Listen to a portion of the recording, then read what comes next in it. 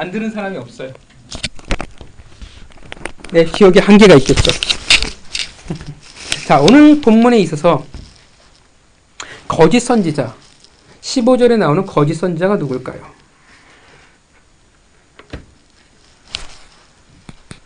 흐름을 본다면 계속 예수님에게 영묻는 바리새인들과 서기관들이 오늘 본문의 거짓 선지자라고 이야기할 수 있습니다.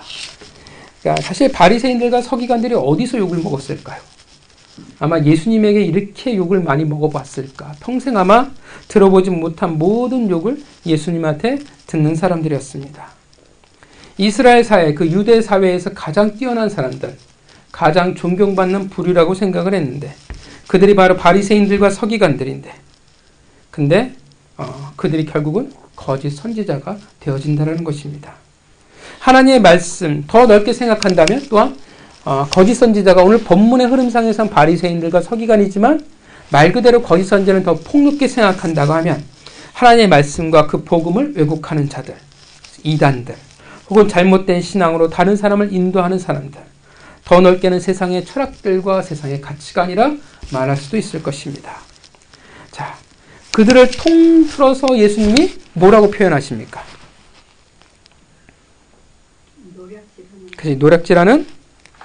노략질하는 일이라고 표현을 하고 있습니다. 자, 일이라는 동물이 다 어떤 동물인지 너무나 잘 아시죠? 양들에게 있어서 치명적인 짐승이 일입니다. 그냥 양떼라기보다는 우리가 잘 알지만 이들은 하나님의 백성, 목자 예수님을 따르는 그의 양들이라고 표현할 수가 있겠죠. 자, 일이란 그 하나님의 백성의 생명을 노략질하는 짐승이라고 이야기할 수 있다는 것입니다. 실제로도 양에게 있어서 매우 위험한 짐승이에요. 근데 오늘 본문에 있어서 일이가 극히 문제가 되는 것은 왜 문제가 되어질까요? 왜 더 위험하냐 하면 왜 그래요? 그쵸, 양의 옷을 입었기 때문에 그래요. 그 말은 분별하기가 어렵기 때문에 더 위험한 존재라고 말을 하고 있습니다. 일이인데 양의 옷을 입고 있어요. 그래서 구분할 수가 없습니다.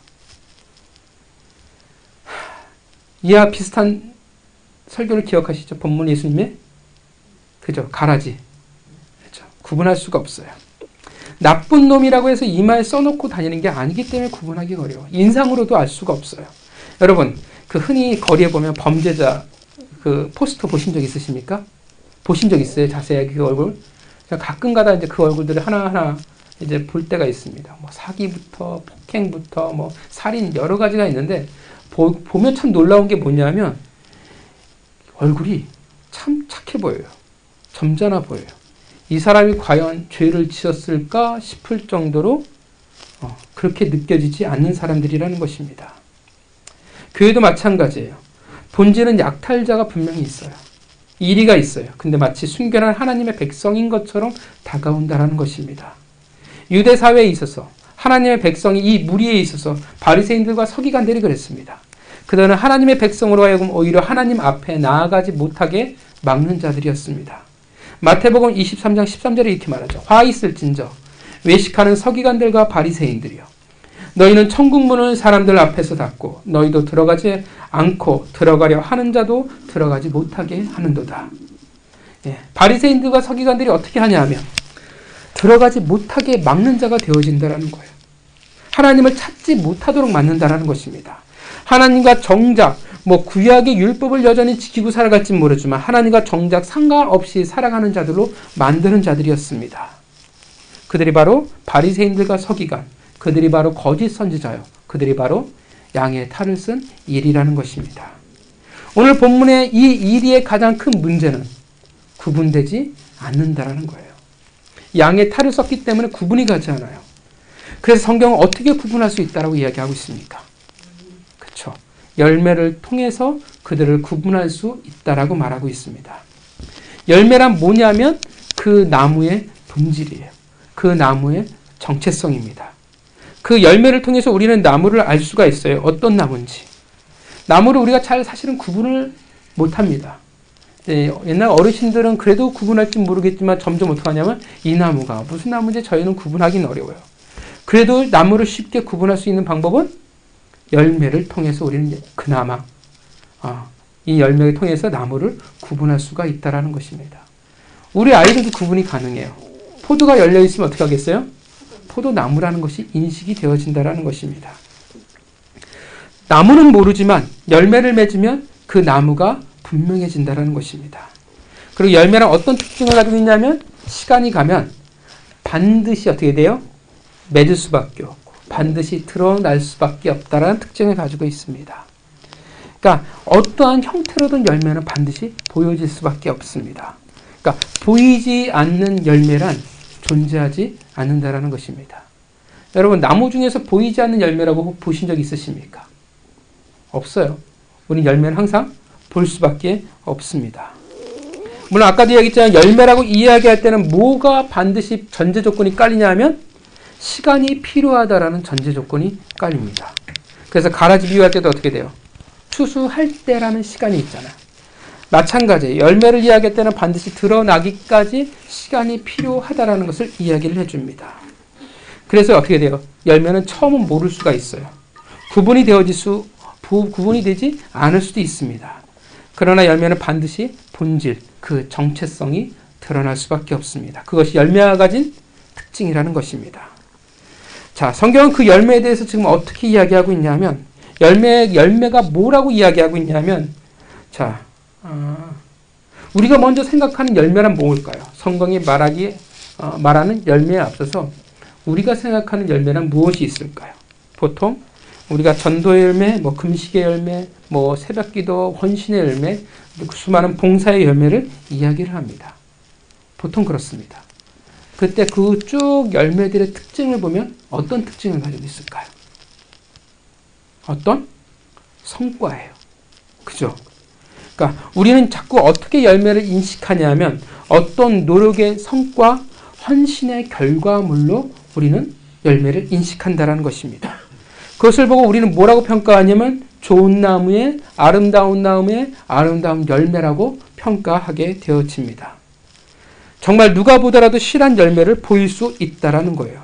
그래서 오늘 본문에 뭐가 등장해요? 뒤에 보면 오늘 본문에도 그러한 사실들을 우리에게 보여주고 있어요. 누가 보더라도 인정할 만한 것들에 대한 사실에 대해서 이야기해주고 있습니다. 뭘 얘기해요? 21절에 주여 주여, 그죠? 주여 주여는 반복이에요. 뭐하냐 하면 열정이 있다라는 뜻을 이야기해주고 있습니다. 그 열정을 가지고 무엇을 합니까? 예, 또 그리고 22절을 보면 뭘 해요? 그쵸? 선지자 노릇하며 주의 이름으로 귀신을 쫓아내며 주의 이름으로 많은 권능을 행한다라는 거예요. 지금 이게 다 한 흐름으로 열매로 지금 하나님이 예수 그리스도가 우리에게 말씀해주고 있다라는 것입니다. 자, 권능과 귀신 쫓는 것과 많은 권능이 있어요. 생각해 보세요. 이것이 교회 가운데 우리 가운데 행하는 사람이 있다고 생각해 보시기 바랍니다. 권능이 있어요. 귀신을 쫓아내요.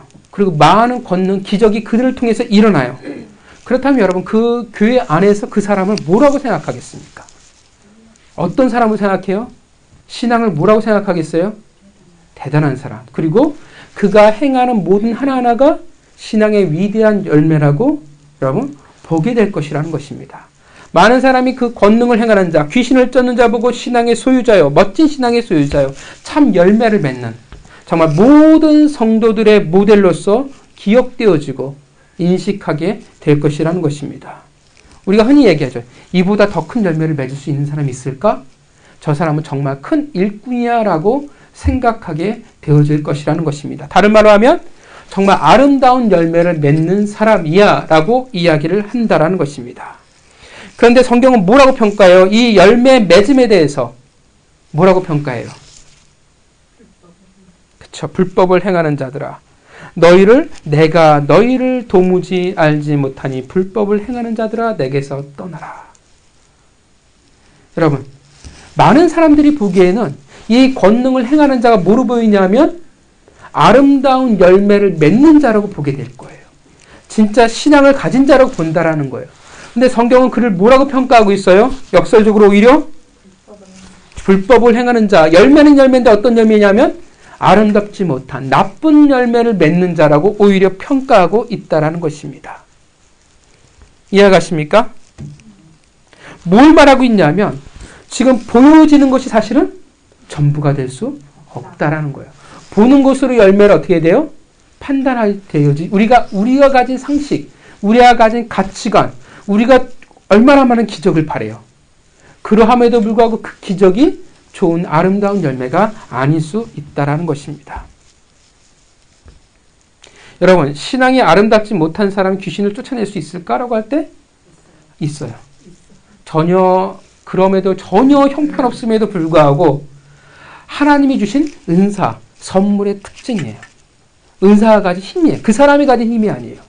그래서 은사를 받은 사람이 뭘 착각하냐면 이건 은사가 가진 독특한 힘이거든요. 근데 그걸 내 힘이라고 착각을 해요. 그래서 겪어보신 적은 알겠지만 싸가지가 없어져요. 겸손하지 못해요. 낮아지지 못해요. 이걸 내 힘이라고 착각을 해요. 사실은 그 하나님 주신 선물은 진짜 어떻게 돼요? 속된 말로 개나 소나 다 줘도 어떻게 해요? 그 은사가 가진 힘으로 인해서 다 기적과 이적이 일어날 수 있습니다. 그걸 내가 가진 힘과 내가 가진 열매, 내가 가진 능력이라고 생각하면 안 된다라는 것입니다. 그래서 우리가 보기에는 정말 대단한 최고급 열매를 맺는 것 같은데 아니라고 말씀하세요. 성경의 본문의 흐름 이상 좋은 열매, 아름다운 열매가 아니라는 것은 결국 무엇을 이야기해 주냐면 15절에 뭐라고 이야기하는 거예요? 양의 탈을 쓴 일이라고 말하고 있다라는 것입니다. 왜 좋은 열매라고 말씀하시지 않을까요? 왜 떠나라고 이야기를 할까요? 무엇을 말해줄까요?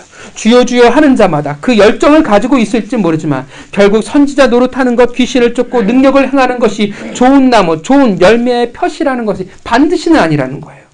아름다운 열매를 판단함에 있어서 명분이 그 조건, 보여지는 것이 전부가 되어질 수는 없다라는 것입니다. 우리가 보기에는 정말 놀라운 종교적인 큰 열매를 맺은지는 모르지만 하나님 보시기에는 아닐 수도 있다는 것입니다. 왜 그럴까요? 왜냐하면 그들은 15절에 이야기하고 있는 양의 탈을 쓴 일이기 때문에 그렇습니다. 분명 우리에게는 좋은 열매가 있잖아요. 권능과 능력, 행함과 주여 주여 그 열정, 충성. 그런데 예수님은 그들을 뭐라고 평가하냐면 너희들은 일이야라고 평가하고 있다는 것입니다. 어디서 차이가 있냐면 열매를 봐야 안다는 것에 대해서 우리 모두 알고 있는데 그 열매를 어떻게 바라보고 있느냐의 차이가 예수님과 우리와의 차이가 있다는 것입니다. 우리가 보기엔 너무나 대단한 열매예요. 근데 열매라는 그 자체가 그 정의, 그 뜻이 예수님과 우리와 차이가 있을 수 있다는 것입니다. 오늘 본문에서 열정과 권능과 능력 행함은 예수님이 말씀하고 싶으신 좋은 열매가 아니라는 것입니다. 이해가시죠? 우리는 대단해 보일지 모르지만 예수님이 평가하시는 열매가 아니에요. 이것이 좋은 열매가 된다, 아니다, 그것을 얘기하는 것이 아니라는 거예요. 어떤 열매의 차이를 우리가 가지고 있냐면 16절부터 18절을 우리가 자세히 봐야 합니다. 16절을 보면 그의 열매로 그들을 알지니 하고 말씀하시는 것이 무엇을 예화로 드세요? 하나님이? 예수님이? 16절을 얘기하시고 나서 뭐가 등장합니까? 네 가지의 종류가 등장을 해요. 네 가지의 나무예요, 사실은. 가시나무에서 포도 열매를, 엉겅퀴에서 무화과의 나무의 열매를 딸 수 있겠느냐라고 말씀하고 있다는 거예요. 이 말은 사실 너무나도 유치하고 상식적인 말입니다. 가시나무에서 포도 열매와 엉겅퀴에서 무화과들을 딸 수 없다라는 것은 너무 상식적이잖아요. 너무나 당연한 말씀을 하고 있다는 것입니다. 반대로 이 말은 뭐냐면 포도나무에서 포도를, 무화과 나무에서는 무화과만을 얻을 수 있다고 말씀하고 있다는 것입니다. 이해가시죠? 여기까지? 그리고 17절부터 18절. 좋은 나무는 아름다운 열매를, 못된 나무는 나쁜 열매를. 그래서 당연히 좋은 나무는 나쁜 열매를 맺을 수 없다고 말하고 있습니다. 그러니까 못된 나무는 어떻게 돼요? 아름다운 열매를 절대 맺을 수 없다라는 거예요. 여기서 우리는 이제 오해하기 시작해요. 여러분, 어떤 나무를 지금 성경에서는 좋은 나무라고 이야기하고 있는 것일까요? 자, 그렇죠. 그러니까 어떤 나무가 좋은 나무냐 하면 생각해 보세요. 포도나무와 무화과나무 그리고 가시나무와 엉겅퀴 여러분 솔직히 이 성경이 아니라 자연에서 여러분들이 이 네 나무를 본다고 하면 어떤 나무가 멋있어 보일까요? 어떤 나무가 더 보기 좋아 보일까요? 열매가 그러니까 진짜 포도나무가 이 앞에 있어요. 진짜 엉겅퀴가 있고요. 진짜 가시나무가 있어요. 진짜 무화과나무가 딱 있어요. 이 네 나무가 있는데 어떤 나무가 진짜 멋있다고 보여질까요? 열매가 아니라 나무 자체를 볼 때. 이거 되게 어려운 질문이 아닌데 사실은. 여러분 포도나무 보신 적 있으십니까? 어떻습니까? 포도나무가 많아요. 멋있어 보일까요? 아니요. 보신 적이 없으십니까? 옛날 저희 대전 침신 유성 대전실 때 거기가 다 학교 주변이 지금은 싹 바뀌었는데 다 포도나무였어요. 다. 포도나무가 참 보면 진짜 볼품이 없어요. 예, 검은색 이렇게 돼가지고 가지가 이렇게 볼품 없어서 약간 느낌이 뭐냐면 보름달 뜰 때 저 산에 저기 나무가 있으면 약간 그런 음침해 보이는 듯한 나무의 모습입니다. 그 무화과 나무 보신 적 있으십니까? 그것도 침신에 우리 옛날에 저기 유성으로 이사하기 대전 목동에 있었는데 거기서 무화과 나무를 키웠어요. 처음에 무화과 나무인지도 몰랐는데 나중에 열매를 맺으니까 무화과 나무. 그래서 따먹지 말라고 했는데 따먹었던 기억이 있는데 진짜 볼품이 없어요. 무화과 나무 잎은요 그냥 넓적해요.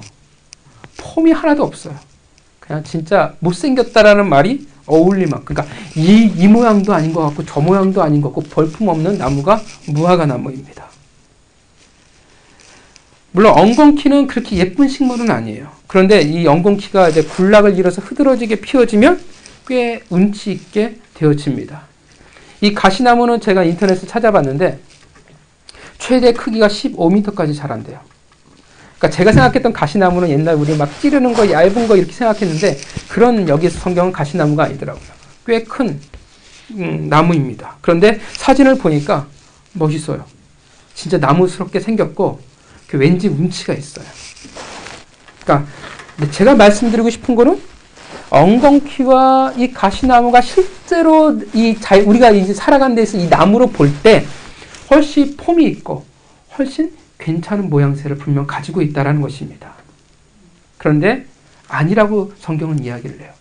그 말은 뭐냐면 그런데 멋있게 생겼는데 운치 있게 생겼는데 나쁜 나무라고 말씀하신다면 뭐냐면 여기 성경에서 이야기하는 좋아 보이는 나무와 나쁜 나무의 그 차이는 진짜 우리가 보는 멋있게 생겼어? 정말 괜찮아 보여? 이 나무와 정의가 상관이 없다라는 것입니다. 그러니까 모양새가 아니라는 거예요. 보여지는 것을 말하고 있다라는 것이 아니에요. 어떤 기준으로 그렇다면 나쁜 나무와 나쁜 그 좋은 나무를 구분짓고 있냐면 어떤 열매를 맺냐로 나무를 구분하고 있다는 가치를 이해가십니까? 아름다운 열매를 맺으면 어떤 나무가 되어지는 거예요? 좋은 나무예요. 나쁜 열매를 맺으면 나쁜 나무가 되어진다는 거예요. 열매에 따라 그 나무의 좋고 나쁨이 결정되어진다는 것입니다. 여기서 오해가 생각되어져요. 오해가 시작되어지는데 우리의 생각은 나무가 있으면 그 열매를 좋은 열매이면 어떻게 돼요? 그러니까 좋은 열매. 여러분 좋은 열매 하면 뭐가 이미지가 떠오르십니까? 그쵸? 탐스러움. 알이 굵고 싱싱하고 병들지 않고 벌레 먹지 않고 어떻게 돼요? 때깔도 좋고 뭐 진짜 보면 탱탱하고 보기 좋은 탐스럽고 보함직스럽고 먹기 좋아 보이는 열매를 우리는 어떻게 생각하냐면 좋은 열매라고 생각을 해요. 그리고 나쁜 나무의 열매는 좋지 않은 열매야, 아름답지 않은 열매야 라고 생각하면 우리는 이미지에 뭘 떠올리냐면 벌레 먹고 시들하고 어떻게 돼요? 신선하지 않고 알도 어떻게 돼요?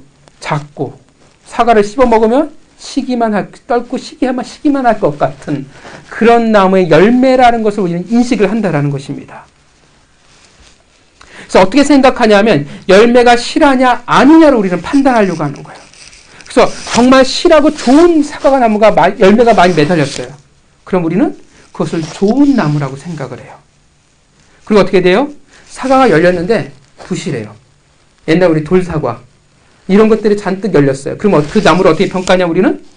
나쁜 사과 나무, 좋지 않은 사과 나무라고 우리는 인식을 한다라는 것입니다. 이해가시죠? 제가 가끔 설명을 할 때 난 되게 쉽다고 생각했는데 되게 어렵게 느껴지는 것 같은 느낌이 들 때가 있어요. 지금이 그렇네요. 우리는 보통 열매하면 이렇게 생각을 해요.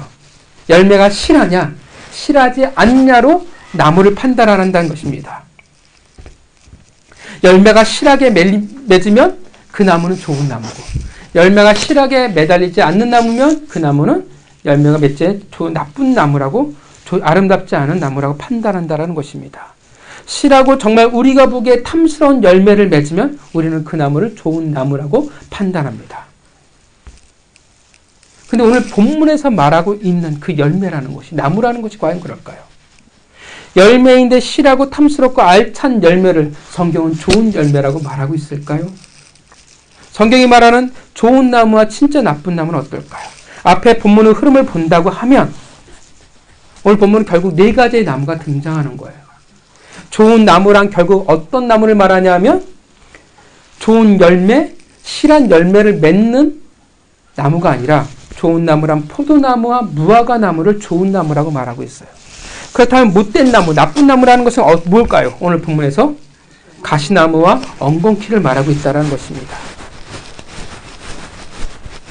그러니까 대칭 구조로 지금 본문이 나아가고 있어요. 못된 나무에서 좋은 열매를 맺을 수 없다는 것을 설명하고 좋은 나무는 아름다운 열매를, 당연히 그러니까 어떻게 돼요?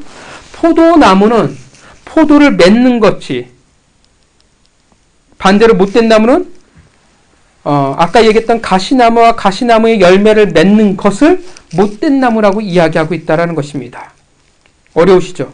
쉽게 말하면 포도나무와 무화과 나무는 좋은 나무예요. 무조건 좋은 나무예요. 본문에서 이야기하는 거는 가시나무와 엉겅퀴는 본문에서 말할 때는 무조건 나쁜 나무예요. 왜 얘들은 좋은 나무고 왜 얘들은 나쁜 나무입니까? 라고 할 때 설명할 방법은 없어요.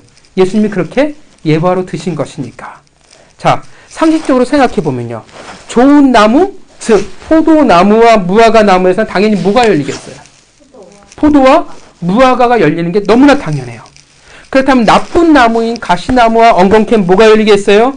엉겅퀴의 열매와 가시나무의 열매가 매달리는 것이 너무나 당연합니다. 당연히 포도나무는 포도를 맺을 수밖에 없어요. 그게 너무나 당연해요. 신기한 일일까요, 그것이? 아니요, 신기하지 않아요. 우리가 포도나무에서 포도가 열릴 때 와 하고 놀라지 않는다라는 거예요. 포도나무에서 다른 것이 열릴 거라 생각지도 않는다라는 거예요. 포도나무에서 포도가 열리는 것을 감탄하지 않아요. 포도나무에서 포도가 열리는 것은 너무나 당연해요. 기적이 아니라는 거예요. 실한 포도가 열리냐 안 열리냐의 차이만 있을 뿐 어떻게 되든 반드시 포도나무와 무화과 나무에서는 포도와 무화과가 열릴 수밖에 없습니다. 자, 성경의 표현은 뭘 말하냐면 좋은 나무, 즉 포도나무와 무화과 나무의 열매는 뭐냐면 아름다운 열매가 되는 거예요. 이해가세요? 왜냐하면 좋은 나무는 뭐라고요? 포도나무와 무화과 나무는 무조건 좋은 나무예요. 나쁜 나무는 엉겅퀴와 가시나무는 무조건 나쁜 나무예요. 그 말은 뭐냐면 포도나무와 무화과 나무의 열매는, 즉 포도와 무화과는 무조건 아름다운 열매가 되는 거예요. 반대로 못된 나무, 안 좋은 나무인 가시나무와 엉겅퀴의 열매는 무조건 어떻게 돼요? 나쁜 열매가 되는 거예요. 이해가세요? 무엇을 말해주냐면 우리가 생각하는 열매의 개념이 아니라는 거예요. 우리가 생각하는 열매의 개념, 아까 좀 전에 설명드렸죠. 우리는 실하냐, 실하지 않냐예요. 보안직스럽냐, 먹음직스럽냐, 아름답냐, 우리는 그렇게 이야기하는데 성경은 그 개념이 아니라는 거예요. 상식적으로 가시나무의 열매가 어떤 열매인지 모르잖아요. 가시나무의 열매라고 해서 여러분 다 별 볼 일 없고 병든 상태로 열리겠습니까? 아니잖아요. 나쁜 나무일지라도 어떻게 돼? 열매는 실할 수 있다라는 거예요. 좋아 보일 수 있다라는 거예요. 그리고 상식적으로 반대로 좋은 나무, 즉 포도나무와 무화과 나무, 그 열매, 즉 포도와 무화과가 다 알찰까요? 다 좋을까요? 아니라는 거예요. 분명 포도이고 무화과일지 모르지만 병들고 별 볼 일 없고 오히려 나빠 보이는 나쁜 나무의 열매보다 더 나빠 보이는 열매들이 있을 수 있다는 것입니다. 근데 성경은 뭐라고 표현해요? 그러함에도 불구하고 뭐를 좋은 열매라고 표현하냐면 좋은 나무에 맺은, 그러니까 무화과 나무와 포도나무에 맺힌 무화과와 포도는 어떻게 돼요? 무조건 좋은 열매라는 거예요. 이해가세요? 우리의 개념은, 열매의 개념은 실하냐 실하지 않냐예요. 근데 하나님의 개념은 어떻게 돼요? 좋은 나무에 맺어 있으면 어떻게 돼요? 그 포도가 비록 좀 작게 하고 시고 별 볼 일 없고 병충해가 있고 별 볼 일 없어 보일지 모르지만 무조건 어떻게 돼요? 좋은 열매라는 거예요. 우리하고 열매를 바라보는 시각이 다르다라는 거예요. 이해가십니까? 반면 가시나무 엉겅퀴에서는 진짜 실해요. 정말 때깔이 좋아요. 그럼에도 불구하고 하나님 뭐라고 평가해요? 나쁜 열매예요. 성경에서의 아름다운 열매의 개념은 뭐냐 하면 우리가 생각하는, 보여지는 그 알차고 풍성하고 먹음직스러운 손끝이 감도는 그런 알찬 사과의 개념, 과일의 개념이 아니라 상태와 업적을 말하는 것이 아니라는 거예요. 어느 나무의 열매냐가 중요한 거예요. 다른 말로 하냐면 어디에 소속되어 있냐가 중요하다는 거예요. 그래서 포도나무, 무화과 나무에 소속이 되어 있다면 무조건 맺어지는 그 포도와 무화과는 어떻게 돼요? 무조건 아름다운 열매가 되어지는 거예요. 왜요? 포도나무, 아름다운 나무인 포도나무와 무화과 나무에 소속되어 있기 때문에 그렇습니다. 이해가십니까? 그 중에 분명 비실비실거리고 별 볼 일 없어 보일 열매가 있을 거예요.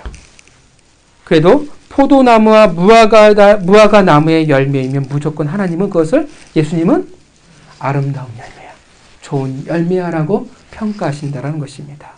반면 아무리 튼실하고 때깔 좋고 실할지는 모르지만 나쁜 나무인 가시나무와 엉겅퀴에 소속이 되어 있다면 그 열매는 무조건 나쁜 열매예요. 그러니까 뭘 말해줘요? 우리의 열매의 개념은 뭐냐면 상태예요. 그래서 업적이에요. 근데 이 본문에서 말하는 열매는, 그 차이는 뭐냐면 상태가 아니라 소속이에요. 어느 나무에 소속되어 있느냐. 제가 지금 생각이 되는 것은 굉장히 쉬운 것을 내가 혹시 굉장히 어렵게 지금 설명하고 있는 것이 아닌가라는 생각이 들어요. 다 잊어버리셔도 상관없어요. 차이만 생각하세요. 성경은 어떻게 돼요? 무화과 나무와 포도나무는 무조건 좋은 나무라고 되어 있어요. 그렇기 때문에 좋은 열매는 그 나무에 소속되어 있으면 돼요. 반면 성경이 말하는 나쁜 나무, 엉겅퀴와 가시나무라고 하면 거기에 소속되어 있으면 무조건 그 열매는 나쁜 열매가 되어지는 거예요. 그러니까 업적, 상태가 아니라 열매는 무엇이 중요하다고요? 소속이 중요한 거예요. 이해가십니까? 우리가 그래요. 여러분, 뒤돌아봐 생각해 보세요. 우리의 열매라는 것이 얼마나 형편없습니까? 우리의 열매는 어떻게 돼요? 늘 병들어요. 늘 부실하고요. 늘 벌레 먹은 것 같아요. 차마 상품 가치가 있다라고 말하기가 어렵다라는 것입니다. 차마 열매라 그렇게 부르기에 민망한 열매를 우리는 맺고 살아갑니다. 그런 우리에게서 열매가 실하냐 아니냐 그 상태를 따진다면 과연 우리는 어떤 열매라고 말할 수 있을까요? 우리는 늘 나쁜 열매예요. 아름답지 못한 하나님의 사람일 수밖에 없다라는 거예요. 우리는 늘 나쁜 열매를 맺는 거예요. 그럼 성경에서 표현대로 보면 우리는 어떤 나무에 속해 있다라는 이야기가 되어지겠습니까? 못된 나무, 가시나무, 엉겅퀴, 더 나아가 양의 탈을 쓴 이리가 될 수밖에 없는 거예요. 열매의 실함과 보여지는 것, 그리고 본문에서 이야기했던 아까 그 능력, 행함으로 우리의 열매를 평가받아야 되고 바라본다면 우리는 어떤 존재예요? 도무지 가능성이 없어요. 우리는 무조건 다 어떤 자가 되어지냐면 양의 탈을 쓴 이리가 될 수밖에 없다라는 것입니다. 그런 존재예요. 우리는 죽어도 다시 깨어나도 우리는 아름다운 열매를 맺을 수 없으며 우리는 결코 그렇게 좋은 나무에 속한 자라고 말할 수가 없다라는 것입니다. 증명할 방법이 없어요. 그런데 성경은 뭐라고 얘기해요? 아니라는 거예요. 열매의 그 실함을 통해서, 상태를 통해서, 보여지는 것을 통해서 우리의 열매를 판단하시지 않겠노라고 말하고 있다는 것입니다. 왜냐하면 판단해버리면 우리는 가능성이 없으니까. 별 볼 일 없어 보이는 열매라 할지라도 어떤 열매면 되냐면 포도면 되고요. 무화과면 된다라는 거예요. 열매의 상태를 보시는 것이 아니라 나는 너희들의 그 열매의 소속됨을 보겠노라고 말하고 있다라는 것입니다. 이것이 우리의 은혜라는 겁니다. 왜냐하면 우리는 다 사실 구원받은 순간 이미 예수 그리스도에게, 하나님에게 신분이 소속된 자이기 때문에 그래요. 우리는 모두 다 어떻게 돼요? 포도나무의 가지가 되었기 때문에 그렇습니다. 요한복음 15장 1절 내가 참 포도나무요 내 아버지는 그 농부라. 요한복음 15장 4절부터 6절 내 안에 거하라 나도 너희 안에 거하리라. 가지가 포도나무에 붙어 있지 아니하면 절로 과실을 맺을 수 없음같이 너희도 내 안에 있지 아니하면 그러하리라. 나는 포도나무요 너희는 가지니 저가 내 안에 내가 저 안에 있으면 이 사람을 과실을 많이 맺나니 나를 떠나서는 너희가 아무것도 할 수 없음이라. 믿으십니까? 우리는 어떤 자라고 이야기하고 있어요? 우리는 예수 그리스도의 가지라고 말하고 있다라는 거예요. 나를 근거로 해서, 나를 소속으로 해서 열매를 맺는 자들이 아니라 우리는 누구를 소속으로 해서 열매를 맺는 자들이냐면 예수 그리스도를 근거로 해서 우리는 열매를 맺어 나가는 자들이라는 것입니다. 우리는 예수 그리스도에게 속한 자들입니다. 우리의 열매는 늘 병들어 있고 시들어 있습니다. 우리가 맺어 나가는 열매는 별 볼 일 없습니다. 우리에겐 권능도 없고요. 우리에겐 능력도 없습니다. 어쩌면 주여 주여 외치는 그 열심마저도 우리는 오히려 어쩌면 부족할지도 모르겠습니다. 이것이 우리의 현실이요, 우리의 모습이에요. 그럼 우리가 과연 무엇을 드러낼 수 있고 무엇을 드릴 수 있겠습니까? 하나님의 그 영광에 발맞춰 우리가 무엇을 내놓을 수 있겠습니까? 우리는 그 영광을 찬미할 만큼의 그 어떠한 것도 사실은 가지고 있지 않은 자들입니다. 그나마 우리는 우리의 최선의 것을 드린다면 다행일지 모릅니다. 우리는 그냥 버티고 살아가는 거예요. 터질 듯한 그 삶의 숨막힘 혹은 우리의 한계, 그 속에서 우리는 버티며 살아가는 것이 전부일 수도 있습니다. 그럼 우리에게 있어서 우리의 열매의 색깔이 과연 보암직스럽고 먹음직스럽고 아름답다라고 이야기할 수 있을까요? 분명 아니라고 말할 수밖에 없다라는 것입니다. 왜냐하면 우리의 상태는 형편없기 때문에 그래요. 그럼에도 불구하고 예수 그리스도가 뭐라고 말씀하세요? 우리를 뭐라고 바라보세요? 본문을 보면 아름답다라고 바라보고 계신다라는 거예요. 우리는 드릴 것도 없고 내놓을 것도 없고 그 사랑을 갚을 것도 없는데 여전히 한계투성이고 여전히 상처투성이고 쓴뿌리 투성인데 예수님은 어떻게 해야 돼요? 그것마저도 나는 아름답다고 보는 거예요. 너무 이쁘다고 이야기하고 있는 거예요. 왜 그것이 가능해요? 소속. 왜냐하면 어떤 관계 가운데 소속이 되었냐면 아버지와 자녀의 관계 가운데로 소속되었기 때문에 그렇습니다. 자녀니까 아름답게 보는 거예요. 그러니까 부모님 상담하면 그렇잖아요. 분명 이놈은 말썽꾸러기에다 진짜 이 성격에 문제가 있어요. 그런데 부모는 어떻게 얘기해요? 그거를? 그래도 가능성을 보고요. 그래도 긍정적으로 봐요. 남들은 다 내 새끼를 어떻게 평가할지 모르지만 그래도 내게 있어 내 새끼는 이뻐요. 아름다워요. 뭐 상처투성일지 모르고 코가 묻어있을지 모르고 옷은 엉망일지 모르지만 그래도 예뻐요. 물론 직장에서 그런 아이들을 보면 한숨이 나올지 모르겠지만 내가 해야 할 일로 느낄지 모르겠지만 자식은 다르다라는 거예요.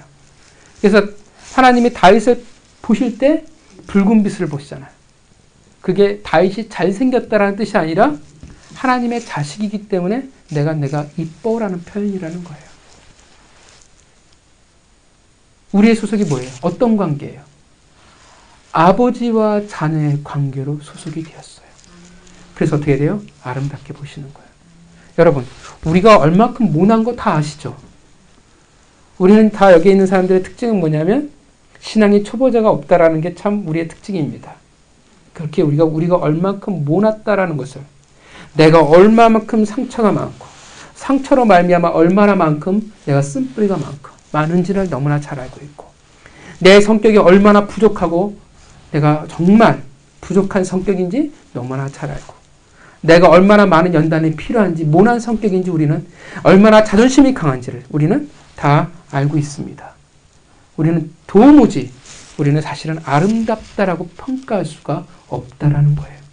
그런데 그럼에도 불구하고 아름답게 보신다라는 것입니다.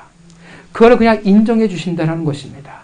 그리고 우리의 존재 자체, 소속된 자체만으로 어떻게 돼요? 하나님은 그것을 인하여 행복해 하신다라는 것입니다. 자녀들은 싫어할 수 없어요. 냉정히 따지면 자녀들은 부족한 것 투성입니다. 그런데 그 부족함이 있음에도 불구하고 어떻게 보면 어찌 그리 아름답게 보는지, 그 무엇과도 바꿀 수 없는 찬란하게 빛나는 열매로 부모는 인식을 한다라는 것입니다. 오늘 본문은 뭘 이야기해 주냐면 자식 사랑의 눈이 먼 부모, 아버지를 오늘 본문이 보여주고 있습니다. 이거는 아버지라는 그 관계 소속이 아니면 이 본문은 해석이 안 되어져요. 이해할 수가 없는 본문이에요. 그렇기 때문에 우리는 어떻게 돼요? 아름답습니다. 믿으십니까? 우리는 자존감이 낮은 존재예요. 가끔가다 물론 자존감이 높으신 분들도 있어요. 참 성격 좋다라고 하는 분들도 계시지만 보통 우리는 자존감이 낮은 존재예요. 왜냐하면 우리는 우리의 한계를 알고 있기 때문에 그래요. 우리 이 세상에 뭔가 자랑할 수 없는 존재이기 때문에 그렇습니다. 만약 여기에 내 재산이 한 100억대 있어 라고 하면 좀 다르게 인식할지는 모르겠지만 우리는 여기 있는 사람이 모든 돈을 다 합쳐도, 재산을 합쳐도 참 말하기는 어렵습니다. 우리는 이 세상에 자랑할 것들이 없는 자들이에요. 근데 그럼에도 불구하고 하나님 뭐라고 얘기해요? 우리는 아름답다라는 거예요. 우리는 아름답습니다. 믿으십니까? 세상에 우리를 평가할지 몰라. 너는 안 돼. 너는 몰아서. 너는 자존감이 낮아. 너는 상처가 많아서 안 되겠어. 너하고 있으면 너무 힘들어. 너하고 있으면 내가 너무 미칠 것 같아. 너는 실패자야. 너는 안 돼. 너는 가능성이 없잖아 하고 이야기할지 모르지만 하나님은 뭐라고 이야기해요? 너는 아름답다라고 이야기해요. 왜냐하면 좋은 나무에 좋은 열매이기 때문에 그렇습니다. 여러분, 아름다운 걸 믿으십니까? 우리 옆에 사람이 이야기할까요? 당신은 아름다운 열매입니다. 분명 우리의 열매는요, 찢기고요. 약간 쑥스러우십니까? 근데 우리에게 있어서 제일 확실한 평가와 제일 중요한 평가는 하나님이 내리신 평가가 제일 중요한 줄 믿습니다. 때로는 겸손함도 필요해요. 부끄러워할 줄 아는 겸손함도 필요합니다. 우리의 열매는 분명 찢기고요. 상처 있고요. 근근히 비바람에 버티고 있는 게 전부일 수 있습니다. 그럼 포도와 무화과 일지는 모르지만 사실 열매라고 하기에도 어떻게 돼요? 과수원에 있는 맺은 열매를 모두 다 걷어들이는 건 아니잖아. 실하지 못한 건 어떻게 돼요? 버려야 돼요. 버려도 상관없도록 빈약해 보일지 모르지만 우리는 포도나무와 무화과 나무에 속해 있기에, 예수 그리스도에 속해 있기에, 아버지에게 속한 자에게 아름답습니다. 우리는 좋은 열매를 맺을 수밖에 없는 자들입니다. 믿으십니까? 지금은 별 볼 일 없어요. 그러나 언젠가는 더 아름다운 열매를 우리는 소망하며 살아갈 수 있는 존재이기 때문에 그렇습니다. 우리의 실력, 우리의 상태를 근거로 하고 있는 것이 아니라 바로 나무, 예수 그리스도, 그리고 농부이신 아버지를 근거로 살아가고 있는 자들이기 때문에 그렇습니다. 그런데 오늘 본문에 말하고 있는 15절에 말하고 있는 양의 탈을 쓴 이리는 그렇지 않습니다. 그들은 비록 양의 탈을 쓰고는 있어요. 양이란 것은 누구에게 소속되어 있는 자예요? 목자에게 소속되어 있는 거예요. 그러나 양의 탈을 쓰고 있진 않지만, 양의 탈을 쓰고는 있지만 이리는 목자에게 소속되어 있지 않습니다. 그러니까 오늘 본문이 다 뭘 얘기하냐면 소속이에요. 어디에 속해 있느냐를 이야기해주고 있습니다. 이리는 그들 자신에게 속한 자들이에요. 죄 많은 본능에게 속한 자들이라는 것입니다. 주여 주여 하는 자마다 그들의 열정이 잘못되었다고 말하는 것이 아닙니다. 그 열정이 필요 없다고 말하는 것이 아니에요. 그의 열심과 열정이 잘못된 거야라고 할 때 아니에요. 뭐가 잘못된 거냐고 말하냐면 그들의 근거예요. 소속됨이 문제라고 이야기하고 있는 것입니다. 소속이 무엇이냐? 그 바탕이 무엇이냐? 그것이 하나님에게 소속되어 있지 않다면, 예수 그리스도에게 접해 있지 않다면, 그 나무에 있지 않는다면, 그 열정과 소속과 기적과 권능과 수많은 능력 행함은 다 무의미하다라고 말하고 있습니다. 다른 말을 하면 아름답지 못한 열매라고 말하고 있는 것입니다. 거짓 선지자, 양의 탈을 쓴 일이라면 그 열매는 아무리 실하고 탐스럽지라도 가시나무의 열매와 엉겅퀴의 나무의 열매일 수밖에 없고, 정말 권능과 능력과 열정이라는 아름다운 열매를 맺을지는 모르지만 결론은 나쁜 열매일 수밖에 없습니다. 가치가 없습니다. 왜냐하면 상태가 아니라 중요한 것은 소속이기 때문에 그렇습니다. 그렇게 열매로 그들을 알 수 있다고 표현하는 거예요. 어디에 속해 있는지. 열매를 통해서 어디에 속해 있는지를 알 수 있다는 거예요. 아무리 가시나무 열매가 실해도 의미가 없습니다. 그리고 포도나무에 속해 있는지 그 열매를 통해서 가시나무에 속해 있는지를 알 수가 있다는 거예요. 여러분, 가시나무의 열매는 의미가 없습니다. 결국 찍혀 불에 던질 뿐이라는 것입니다. 그들은, 거짓 선지자들은 양의 털을 쓴 이리는, 그리고 엉겅퀴와 가시나무는 하나님에게 속한 자로 살아가지 않기에 결코 하나님을 기쁘시게 할 수 없습니다. 이 땅에서 얼마나 많은 업적을 이룰지는 모르겠지만 그것이 하나님의 나라에 가치는 없습니다. 그럴듯하게 표현되어질진 모르지만 그러나 아름다운 열매는 결코 아니라는 거예요.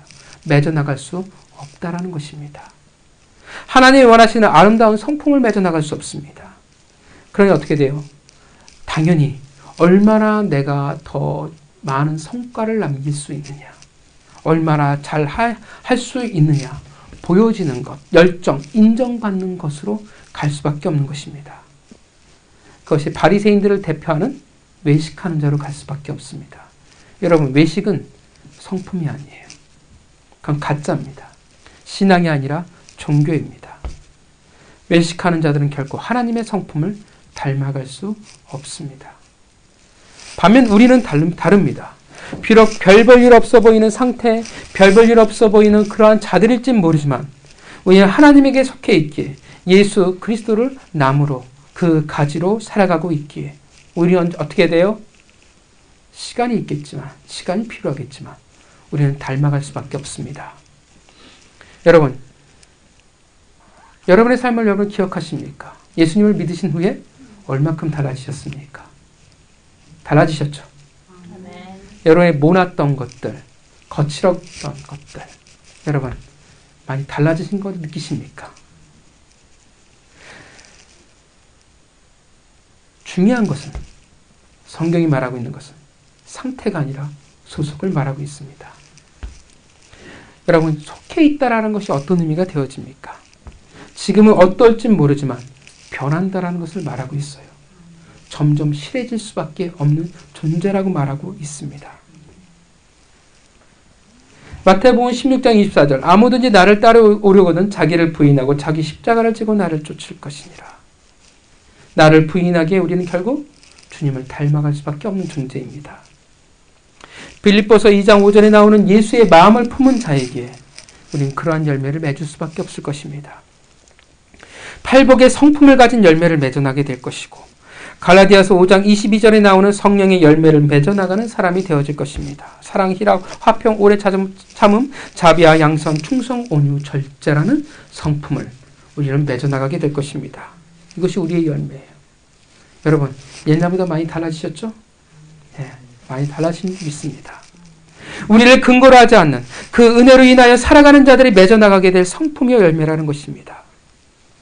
이것이 예수 그리스도의 마음이요, 우리가 이 땅에 남기게 될 예수 그리스도의 열매입니다.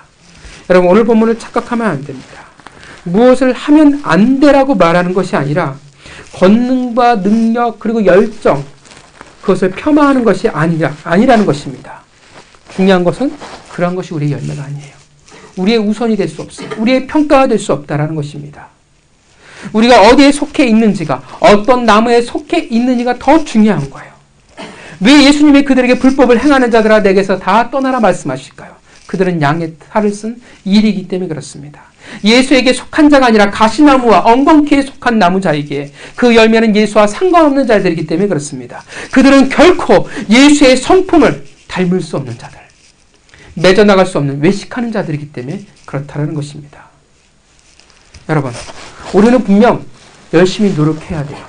동의하십니까? 왜냐하면 열매는 분명 시간이 필요하기 때문에 그래요. 여러분, 자녀가 되었다고 해서 난 이제 자녀가 됐으니까 나는 어떻게 돼? 난 이제 마음대로 살아가야지, 멋대로 살아가야지, 어차피 자녀 되면 취소되지 않으니까 라고 여러분들의 자녀가 막 살아간다고 하면 그것을 그냥 두시겠습니까? 아니에요. 아름다운 열매이기 때문에 어떻게 돼요? 그 아버지에게 소속되어 있다면, 그 관계를 내가 가지고 있다면, 그 은혜와 사랑 가운데 내가 있다면 어떻게 돼요? 그 성품으로 내가 살찌워지고 아름답게 만들어가는 내 안에 열심히 있어야 된다는 것입니다. 사랑과 은혜를 대면한 자의 당연한 모습이 우리에게 있어야 돼요. 난 내 멋대로 할 거야. 난 자녀니까 이제 내 멋대로 살아도 상관없어 라고 한다면 부모는 어떻게 해야 되겠습니까? 부모의 사랑으로 패야 됩니다. 정신 차리게 만들어야 돼요. 그것도 소속된 자의 은혜니까. 우리는 노력해야 돼요. 우리는 열심히 있어야 돼요. 근데 차이가 있다는 것을 기억하셔야 된다는 것입니다. 주여 주여 권능을 행하고 귀신을 내어 쫓고 왜 해야 될까요? 우리는 그렇게 해야 돼요.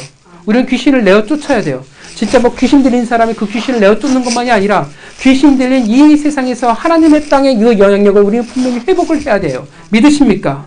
우리는 그렇게 권능을 행해야 되고 우리는 그렇게 귀신을 내어 쫓아야 돼요. 근데 왜 해야 되는데? 이제 그 목적이 다르다라는 거예요. 닮아가고 있기 때문에, 내가 하나님에게 속한 자이기 때문에, 예수의 마음을, 그 성품을 품은 자이기 때문에 이제는 해야 된다라는 거예요. 왜냐하면 긍휼하니까, 애통함이 있으니까, 내가 사랑해서 그 사랑을 하나님의 공의로 내가 용납할 수 없으니까. 능력 행함이 내 자랑이 아니라, 그것이 내 근거가 아니라 사랑하니까 그것을 근거로 능력을 행하게 된다는 것입니다. 처음 은사를 겪는 사람, 신비를 체험하는 사람들, 그 은사를 소유한 자들의 착각이죠. 물론 처음에 그 은사와 신비를 겪으면 그 과정도 겪게 돼 있어요. 내가 잘났나? 라는 착각을 할 때도 분명히 있습니다. 처음에는 분명 그럴 때가 있어요. 그러나 달라져야 된다는 거예요. 처음에는 그 은사가 정말 받음이 내 자랑이 될 수는 있어요. 능력을 보여주고 싶어 할 수도 있습니다. 달라져야 돼요. 뭐가 달라지냐면 예수를 닮아가는 것. 예수가 혹은 내 자랑으로 바뀌어져 가야 되는 것입니다. 우리는 그 은혜 속에 살아가는 자들이에요. 능력이 목적이 아니라, 권능이 목적이 아니라 예수가, 우리 하나님이 우리의 목적이 되어야 하는 것입니다. 그것이 우리의 자랑, 우리의 성품, 우리의 열매가 되어져 가는 것입니다. 열심히 있어야 돼요. 능력이 있어야 돼요. 행함이 있어야 돼요. 이 세상이 혹은 다른 사람들이 보기에도 실하고 보암직스럽고 탐스러운 열매를 분명 맺어야 돼요. 근데 목적이 다른 거예요. 예수를 닮아가고 있기 때문에, 그 사랑과 그 은혜를 입었기 때문에 내가 그렇게 할 수밖에 없는 것입니다. 우리의 은혜는, 우리의 열매는 내가 무엇을 이루었다가 아닙니다. 이런 나를 통해서 맺어나가신 하나님의 열심이에요. 그 성품이에요. 그리고 예수 그리스도의 성품을 누리는 것이 우리의 열매라는 것입니다. 여러분들이 하나님의 아름다운 열매라는 것을 믿으십니까? 왜냐하면 상태가 아닌 소속이 우리의 근거이기 때문에 그렇습니다. 이제 우리는 사람들에게 보여줘야 돼요. 뭐 권능인지 능력인지는 모르겠지만 권능과 능력을 통해서 혹은 권능과 능력이 아닌 것을 통해서 우린 예수 그리스도의 그 성품을 보여줘야 됩니다. 그 닮아간다라는 것이 무엇인지, 어떻게 나무의 가지가 됨으로 말미암아 어떤 존재가 되어지는지를 이 땅에 남겨줄 수 있는 자가 되어야 한다는 것입니다. 그것이 빛이에요. 그것이 소금이에요. 예수 그리스도가 얼마나 아름다우신지를 우리 가운데 우리를 통해서 보여지는 것입니다. 여러분, 우리가 얼마만큼 일했는지 우리의 자랑과 우리의 근거가 되어지지 않기를 바랍니다. 이 열심과 이 자랑으로 가버리면 남는 거는 억울함이에요. 왜 나를 인정해 주지 않는데? 왜 나를 대우해 주지 않는데? 왜 나를 이딴 식으로 취급하는데? 억울함으로 갈 수밖에 없어요. 오직 예수 그리스도의 성품이 우리의 은혜가 되어지길 바라고 우리의 자랑이 되어지기를 바랍니다. 그리고 예수 그리스도의 성품과 은혜를 소유한 자에게, 가지고 있는 자에게 그렇게 열심히 열정으로 일할 수밖에 없는 자가 되어지길 바랍니다. 그것이 우리의 자랑이 되어지길 바랍니다. 여러분, 사람들의 존경과 업적, 보여지는 것에 취해 버리지 않으시기를 바랍니다. 그러한 것보다는 성품, 그 은혜 입은 자의 성품, 소속된 그 자녀에게 그 맺어나갈 수 있는 열매가 우리의 삶의 귀한 열매가 되어지기를, 그리고 그 아름다운 열매라 말씀하시는 그 하나님의 은혜가 우리 가운데 계속 이어지기를 주님의 이름으로 축원합니다.